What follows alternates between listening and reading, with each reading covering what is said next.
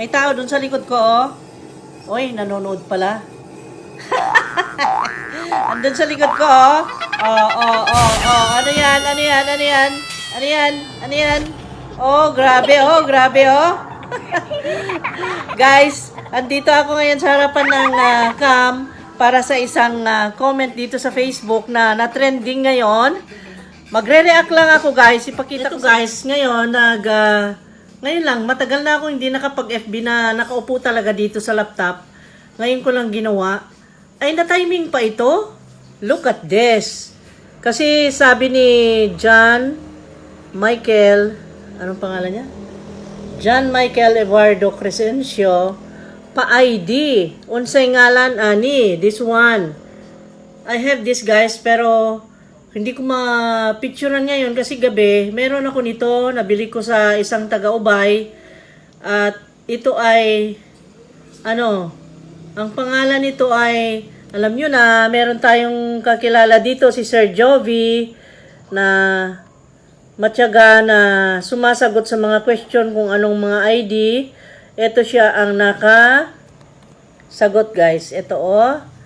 Sabi niya, kasi magaling ito si Sir Jovi Jovi Adel Villa Gonzalo. Anthurium or Philodendron, sabi niya. Tapos, wait. Sabi niya, sa host study ay he, sabi niya. And then, ayan, nagkasagutan. Tapos yun nga, nasabi rin ni... may gumalaw naman doon yata. Saturday. Sino masuk na doon? Oh. Ha? Parang yun, sige doon, gumalaw. ang sagot ni Sir Jovis, ano na yun? Bakit di ko na makita? Cyanastrum cordifolium. Ayun. Cyanastrum cordifolium. Yun ang sagot. May iba tayo, guys. Gusto ko mag-react dito kasi ang nakasagot, biglang sumulpot na unang-unang nag-comment ay ito si Miss Jam A. Abihar. Di na yan uso kanya. Di na raw ito uso. Ngayon, ayan, nagkasagot-sagutan na. Oh, ito naman si Ninya Saludo, Jam Abihar, para sa imuha, ma'am. Pero sa mga plant lover, wala uso o glaos, just saying, kanya. Tapos ayan, nagkasagot-sagutan na. Dahil nga, alam nyo guys, daming, pag ganyan ang sinasabi mo na hindi, laos na, paano niya sinabi? Di na yan uso pala, di na yan uso, sabi niya. Yan ang sabi niya, maraming magre-react. Even me, mag-react talaga dahil, alam nyo guys, ang tanim ay hindi naman sa hindi naman sa nauso sa ngayon lang Alam nyo, uminit lang ang pag-aasikaso natin sa tanim or nahilig tayo sobra ngayon ng pag-asikaso. Yun nga, dahil dito sa pandemic ay tayo ay nahilig na mag-alaga. Pero kung sa uso, dati na yan na nauso. Hindi pa tayo tao, nandyan na yung mga plants na una pa sa atin. Ang sa akin lang, kung hindi mahilig yung mga nagko-comment dyan, ay huwag nang makialam at huwag nang mag-member dyan sa mga groups ng plants. Para sa ganun, hindi na makakita ng plants. Hindi ka mahilig sa plants, di umiwas ka. Kasi may mga tao talagang ganun na hindi mahilig sa plants. Tayong mga plantito ay mahihilig talaga at talagang itinuturing natin na isa yan sa parte sa ating buhay. Magising tayo sa umaga, yun ang iniisip natin. Puntahan ka agad natin, naglulumba-lumbahan nga kami ng asawa ko, kung sinong mauna doon sa Jungle 1 or Jungle 2, sinisilip yung mga halaman. Yan ang mga inspiration namin. At alam nyo kasi ang halaman ay hindi naman porket imported or mamahalin, yun lang i-treat natin na maayos. Kasi ang halaman, wala yan sa mura o mahal. Kahit mumurahin yan guys, kung naasikaso at nabigyan ng wastong pag-alaga, yan ay gaganda at yan ay nagbibigay sa iyo ng saya at magbibigay ng kagandahan ng iyong paligid at yan ay silbi rin natin na parang pang ano nang tawag doon, yung pang strain or pang sagat kung sino paano ba yun? Ano yun sa Bisaya? Ano na yun sa Bisaya, guys? Yung halimbawa, yung gata ay ilagay natin sa strainer. Aywan, di ko alam ang term, guys. Basta't yun. Imbes na yung air na hihingahin natin ay toxic, siya ang maglilinis noon. Naipaliwanag ko ba? Malaking tulong sa atin ang mga plants, lalo ngayong panahon ng pandemic. Itong mga plants ang nagsisilbing parang yun ang diversion natin, lalo pa tayo ay nandito lang sa bahay. Mas minamabuti natin dahil yun naman ang order ng ating mga ang gobyerno na stay home, stay safe. Kaya nga hanggat maaari, nasa bahay lang tayo. Huwag na tayong pupunta sa mga mataong lugar. Makikipaghalubilo muna, huwag muna. Yung may mga gatherings, iwasan natin. Kaya nandyan lang tayo sa bahay. Kaya ngayon, dyan sa bahay naman, boring kung wala kang ginagawa. Kung hindi ka mahilig sa halaman, anong gagawin mo? Nakaupo ka lang sa harapan ng TV, siguro, pwede rin. Pero kami, bilang yun ang hilig, ay yun ang kaligayahan namin. Kasi kung makita mo yung halaman mo in the morning na ang ganda-ganda at may bagong bagong dahon, ibang happiness yung nararamdaman mo at saka nakikita mo na halimbawa yung flowering, namulaklak, namukadkad ang mga flowers, iba yung pakiramdam. Tama?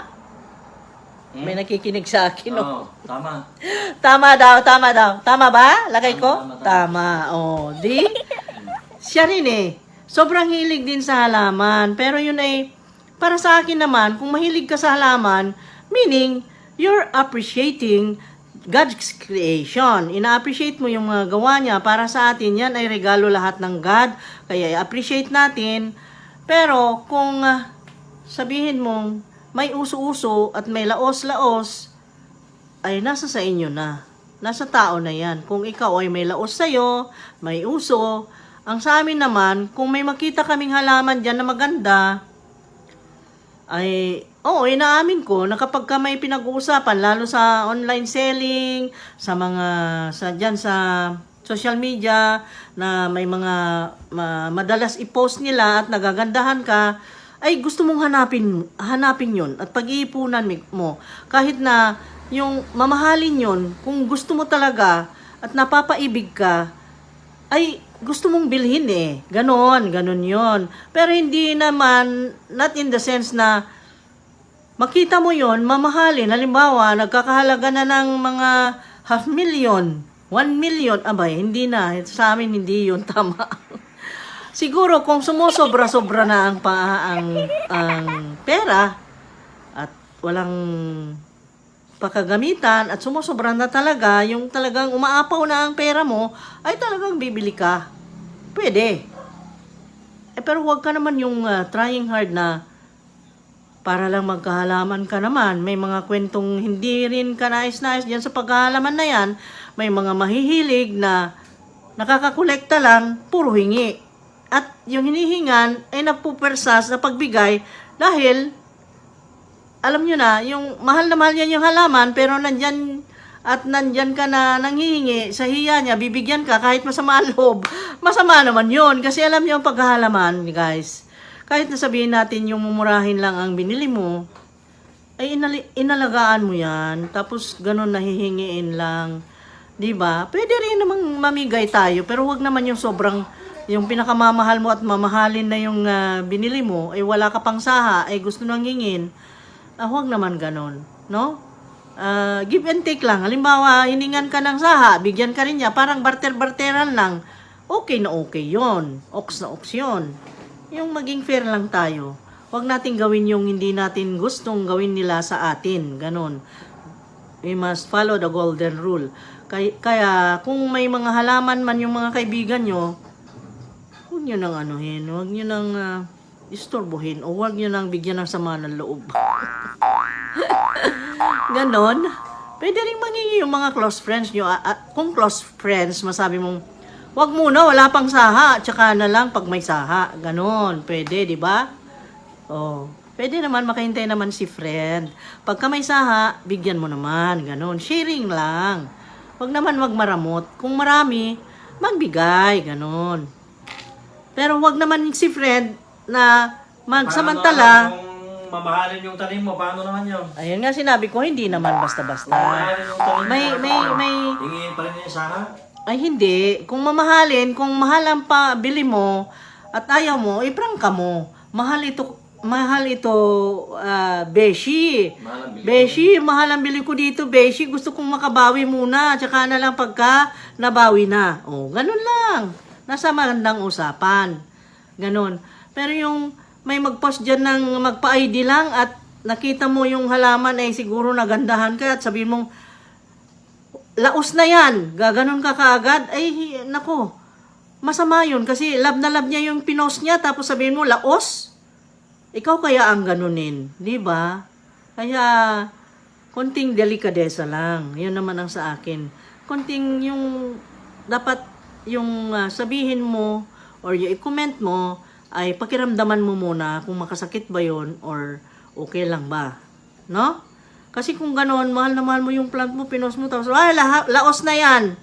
Oh my God, kahit mumurahin pa yun, at sabihin mo, ang sama yata, di ba? Pero hindi dapat pag-awayan. Yung madaan din sa magandang usapan, yung, halimbawa, sabihin mo na, laos na yan, eh, masama sa loob niya, eh, mag-sorry ka kaagad. Sa taong nag-post, mag-sorry ka kaagad. Dahil, minsan, baka nasabi mo yun, parang, yung, yung na-slip lang sa yung mouth. No? Merong mga ganun na hindi natin sinasadya, ay napapasama. Kaya, mag-sorry. Meron namang 5-letter words tayong magic word na pwede nating sabihin nating sorry. 'Di ba? Sorry. Para matapos. Okay, yun ang maibigay kong reaction tonight. Kasi yun nga nabasa ko. Hindi maganda yun kasi kadalasan kong nakikita yan, ngayon lang ako nag-react. The last time, meron na namang ganyan na sinabing laos, hindi na uso. Ay, huwag naman ganun. Ay, yun ang love niya nagawin yun ang hilig niya. Kaya, kanya-kanya tayong hilig, kanya-kanyang happiness. Kung ang plant ay hindi mo happiness, tumahimik na lang, no? Kasi, alam mo na, ganun talaga. Tao lang tayo. Okay? At nasabi ko na yung gusto ko. Ano pa bang dapat kong sabihin? Magandang gabi sa lahat. At sana ay malamig ang mga kukuti ng lahat. Huwag magbangayan dahil sa plants. Dahil ang plants ay isa yan na sign ng God, ng kanyang pagmamahal sa atin. Parang binigay niya yan na simbolo ng kanyang pagmamahal sa ating mga tao dito sa mundo. Dapat yan ay appreciatein, enjoyin, alagaang mabuti, at i-appreciate natin, magpasalamat tayo lagi. Okay? At yan ay ang laking tulong sa atin lalong-lalo na dun sa mga nawala ng mga trabaho ngayon. May mga nawala ng trabaho, iyan na ang kinabibisihan, yung mga plants na yan, yan na sila kumikita, tapos sisirain mo. Huwag naman ganon. Kasi, alam mo, maraming maapektuhan.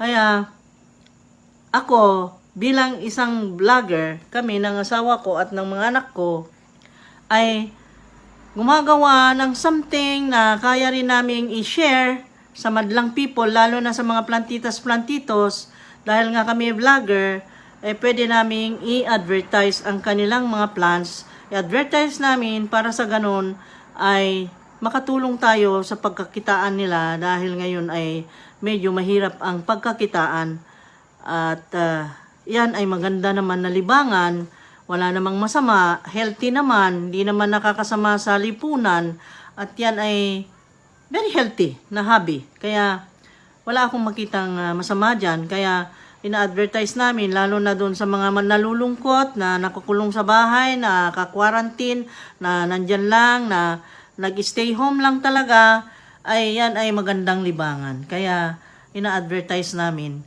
At kung sino man yung kumukontra dyan, ay masama ang loob ko pag ganun. Ha? Wag naman. Tulungan natin yung mga plantitas natin. Magtulungan tayo ngayong panahon ng pandemic. At yun namang mga plantitos dyan na ina-advertise namin ang mga tanim, wag niyong pag-isipan ng masama, kami lang ay tumutulong, okay? Walang halong kung ano. Gusto lang namin na kayo ay kumita, okay? So, kami ay nag-advertise para may kita kayo. Kaya, noong wala pa ang, ano nang tawag doon sa bagong sakit ngayon? Bagong virus? Yung COVID. Yung, hindi ba? Yung COVID isa, variant. ha? COVID variant. Yung variant, yung Delta variant na virus na mas grabing makahawa, yun na nakapag-stop na sa amin. Ako ang nag-stop sa amin na lumabas. Kaya huwag na muna kaming lumabas. Kaya medyo yung mag-ano tayo, yung mag-ingat kasi alam nyo na, ayoko yung yung magsisi ka na sa huli. Ang pagsisisi ay nasa bandang huli. Kaya kailangan prevent it. Prevent. And to prevent is to stay at home and enjoy your plants. Enjoy planting, propagating, yun, enjoy your plants. Kaya, ako naman ay tumutulong sa mga plantitas na nagtitinda at sana sila ay kumita rin nang sa ganon ay hindi sila mahirapan ngayong panahon ng pandemya. Okay, yun lang. Thank you so much. Bye-bye. Babush. Love you guys. Huwag nang sumimangot. Ayusin ang utak. Linisin ang utak. Life is too short. Enjoy life. Happy lang. Chill lang.